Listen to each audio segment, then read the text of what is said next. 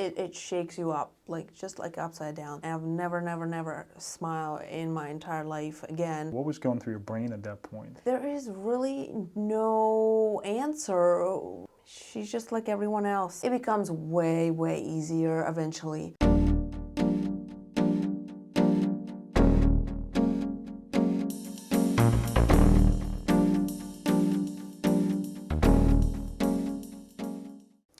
Hi everyone, this is Max Shumilo again, and you are watching What is Life Like?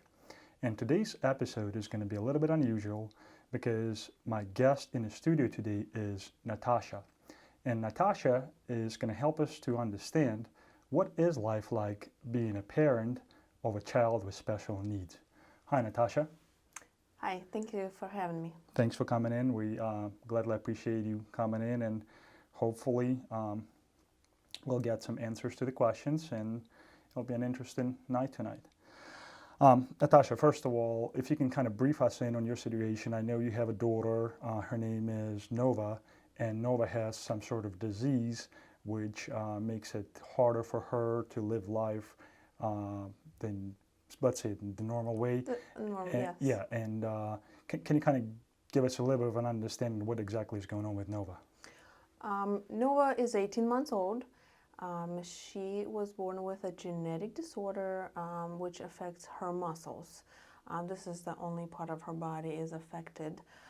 It does not affect cognitive skills, so she can be just as normal as everyone else besides her mobility. If you ever heard of floppy baby syndrome, when the infant cannot hold the shape, so it slides down like a noodle. So she was just like that. But the reason why she was such floppy baby, we only found out 6 months later when we did so much research, all different testing, spinal taps to muscle biopsy to all kinds of blood works. There was many tests done until we went to Johns Hopkins and we got a specialist, a neuromuscular specialist, and we found out through our blood work. Wow, that's scary. Now, guys, if you ever met Nova, and I did meet her personally before, she is probably one of the sweetest little girls you will ever see in your life. She's very positive, and I can see that every time Natasha posts something about Nova on their Facebook page, I see some progression, and I'm as a parent myself, and just as a person, I'm very glad to see that she, despite of her health problems, is still enjoying life, and I can see how she's going to get better and better and better, hopefully every single day. And if Natasha does not mind, we're going to put a little link here where you can check out their Facebook page, and if you guys have any more questions to them specifically or just want to say something kind to them, please don't hesitate. Natasha, I also know that you just had another baby, and congratulations on that from all of us here. How is Nova adjusting to having, it's a little girl, so how is Nova adjusting to having a little sister? Well, I guess it's thankfully or not, but she is very calm about her having a sister. I don't think she realizing it yet. She shows interest very little, but she is all busy with her toys and with her own little life. But I just want to mention to everyone that Nova is dependent on G-tube feeding, which she does not eat orally, and she is dependent on breathing. She has tracheostomy, which is opening into airway. So you can get connected to the a ventilator. It's a breathing machine. Was it done in the hospital? Everything was done in the hospital. So she depending on a machine, which sometimes you think my child, can't do such regular things that everybody does, like breathing and eating. And what if power goes out, or what if something happens? So a lot of times it's very scary, but we have backups, we have batteries, we have everything. And of course, now she is older and she has way more strength than she used to be. So she breathing on her own without the machine. She only sleeping on the ventilator.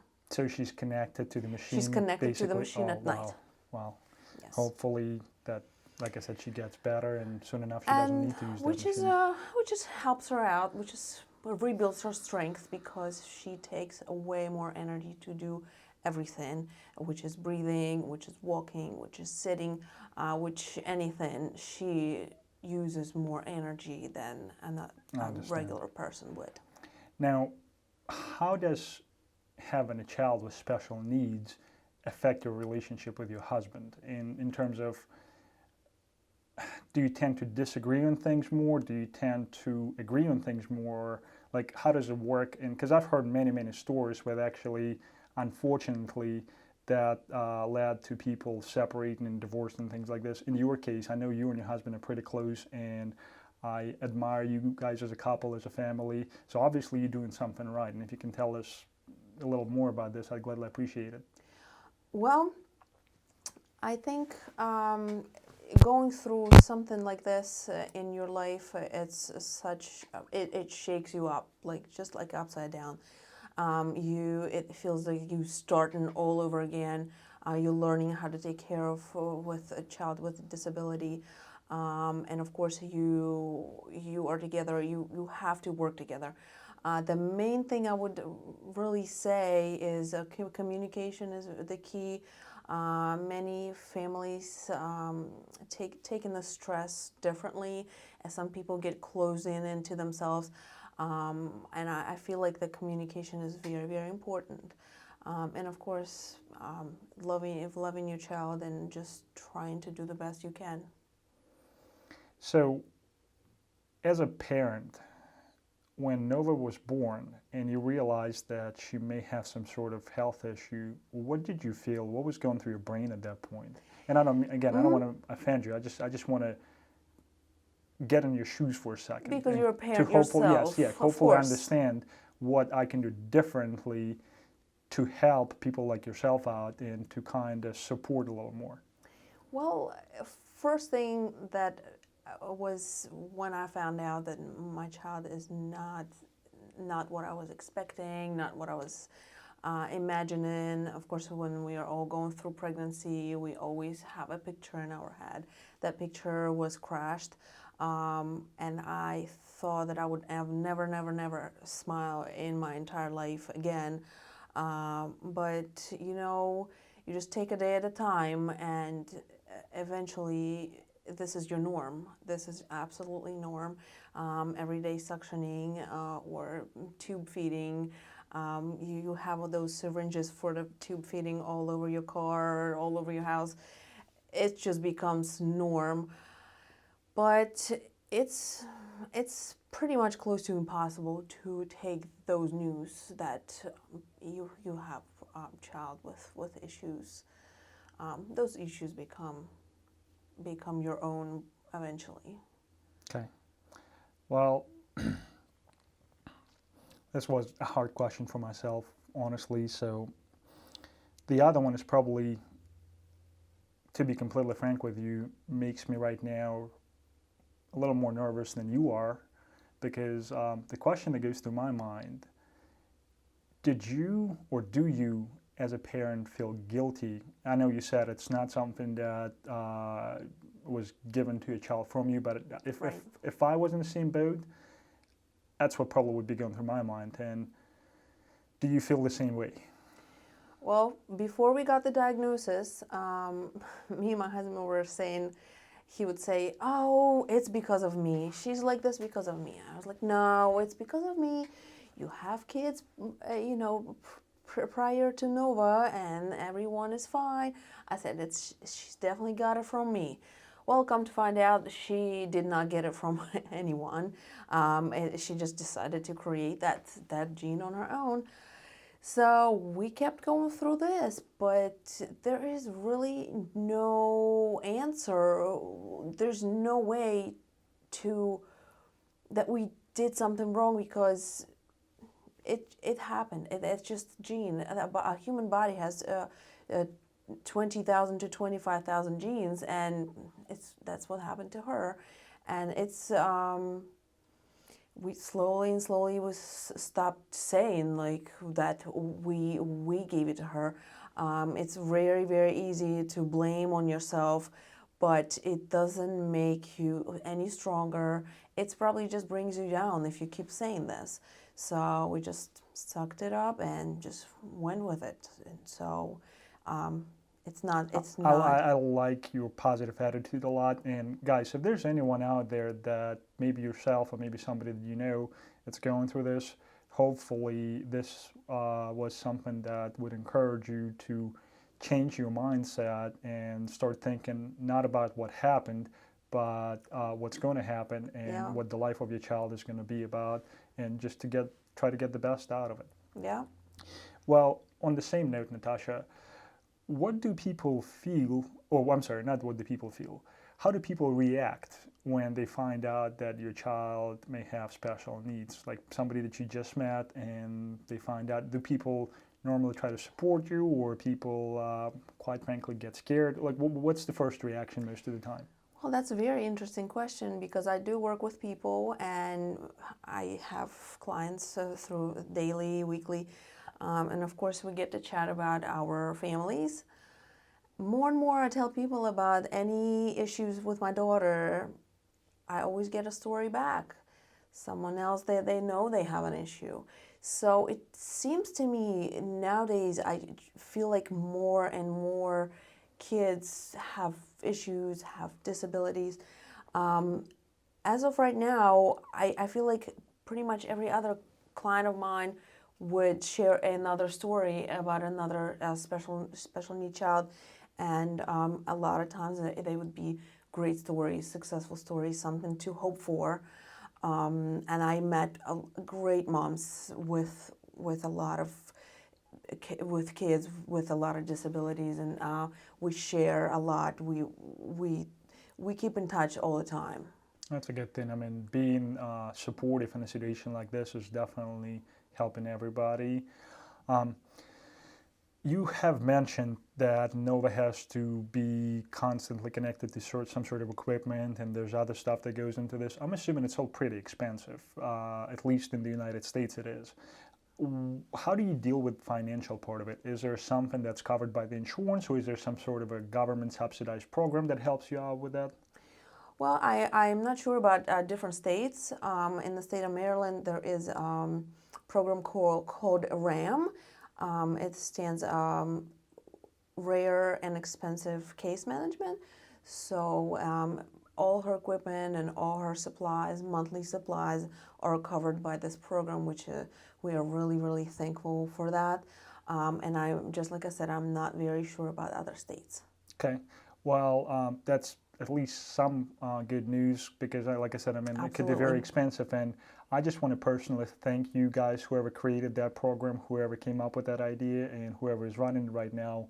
You are the real heroes. You are doing a good job, and you make the difference in this world. It's very, very, very important. And did you find out about that program in the hospital, or somebody else told you? Yes, we did. We had the hospital offered that program, and of course we want to sign up.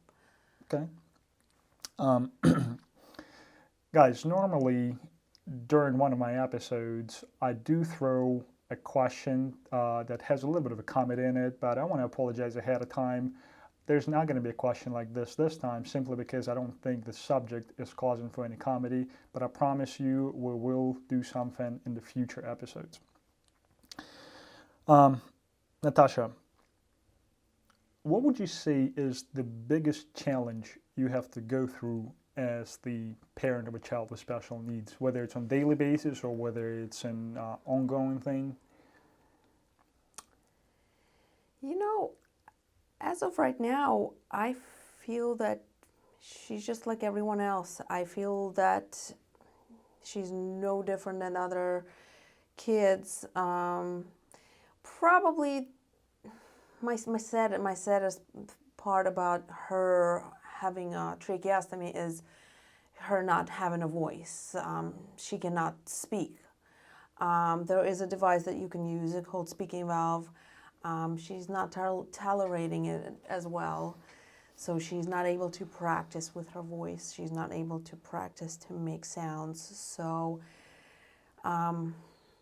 this is probably the hardest part. Another one is, of course, about tracheostomy again. She has to be suctioned frequently, and having a suction machine always to be plugged in, always to bring with you anywhere you go, even you are going a few minutes from the house, you have So to you bring have to it. take it with you? You have to take it Wow. everywhere.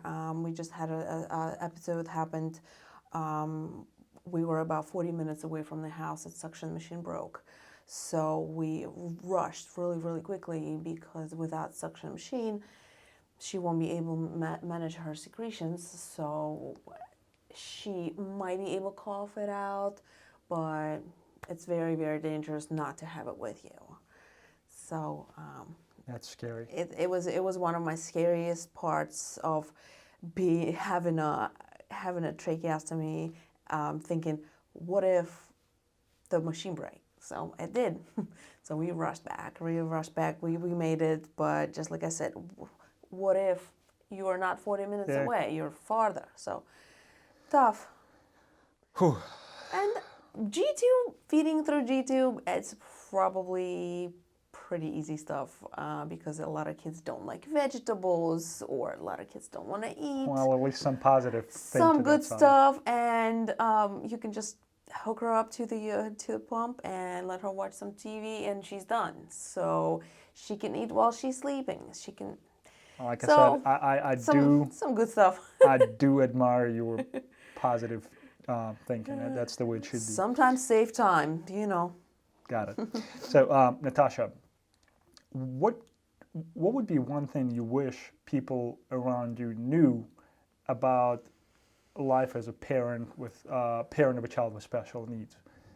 Like, what would be one thing that you think could have helped you in any way, shape, or form, just because people knew that about you, or people like you in general?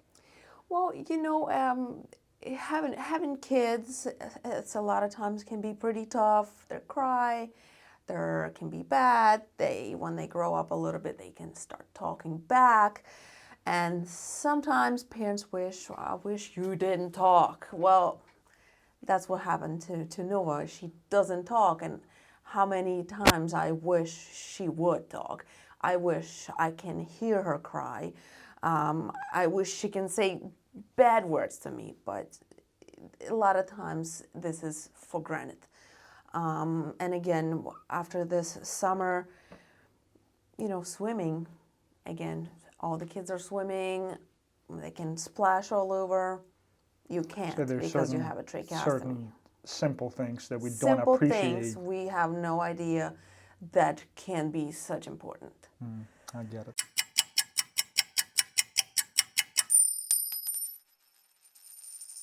One of the last questions I'm going to ask you today is, what would be one thing you wish you knew ahead of time, or something that you did not know about it, but knowing it right now, you can share that advice with people that are going through a similar situation, or maybe about to go through that thing? What would be one thing that you would share with them that would be very helpful? Well, I would say bringing a child home with, depending on a lot of equipment, very, very, very stressful, super scary. How scared I was, I just couldn't think clearly. It's not that bad. It's actually, you get used to this. Mm-hmm. The child gets stronger. You just working together, and it becomes way, way easier eventually. So don't be nervous. It's gonna work out. It's gonna be fine. That was probably the hardest part, bringing a child, depending on the equipment, on electricity, on things can break, and you know your child's life depend on that. I couldn't bring that around my head. I kept thinking about it. Would you also say that actually openly talking about the situation helps you as a parent? It helps. Being able to basically get somebody's advice, being able to vent if you have to. In other words, would you suggest people that maybe go into a similar situation, instead of locking inside of themselves, to be a little bit more open about it, and maybe the people around them will be a little more supportive? You know, I thought that I would be embarrassed talking about this to people that have no idea what it is. And you know, actually, I started opening up more and more and more, and it helped me out greatly. When even people don't know anything about disabilities, I can tell them about it and they can learn things. And I feel that it helped me to be open up with people. And of course, it was a great support group on Facebook that opened my eyes. That is, it just feels like, why is only me? But it's not only you. It's so thousands of people out there having problems. Some people have more, some people have less. It's great to have that support.